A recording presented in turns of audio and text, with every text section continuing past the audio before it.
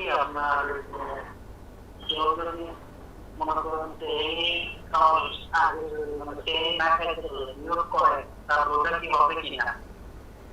মানে সে ইচ্ছে করে সেহরি খাবে না, কিন্তু নিয়ত করছে সে রোজা রাখতে চায়। জি, সে ইচ্ছে করে সেহরি খাচ্ছে না, নাকি সে ঘুম থেকে জেগে উঠতে পারেনি? হয়ে গেছে, মানে ঘুমায় গেছে, মানে উঠতে পারেনি, ঘুম থেকে উঠতে পারেনি। আচ্ছা জি, আমরা আমরা উত্তরটি নিচ্ছি মহতারাম। জি, অনেক ধন্যবাদ। আসলে রফি আল কলাম আন সালাসিন হাদিসে এসেছে যে এই উম্মার 3 ব্যক্তির উপর থেকে কলম উঠিয়ে রাখা হয়, অর্থাৎ তাদের আমলনামায় কিছু লেখা হবে না, অর্থাৎ কোনো বদ লেখা হবে না বা গুনাহ লেখা হয় না। তার মধ্যে একজন হচ্ছে ঘুমন্ত ব্যক্তি, যে ঘুমিয়ে আছে, তার কোনো খারাপ কিছু লেখা হয় না তার আমলনামায়, এটা স্টপ থাকে কলমটা। আর একটা হচ্ছে অসাবি, যে বালক অর্থাৎ একেবারেই অপ্রাপ্তবয়স্ক, তার উপর থেকে কলম উঠিয়ে রাখা হয়। আর আরেকজন হচ্ছে যে ভুলকারী, ভুলে গেছে।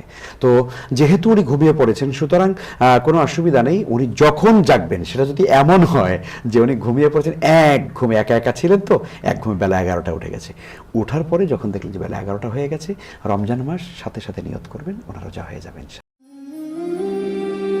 হেভেন টিভি, জান্নাতি আহ্বানী প্রতিক্ষণ।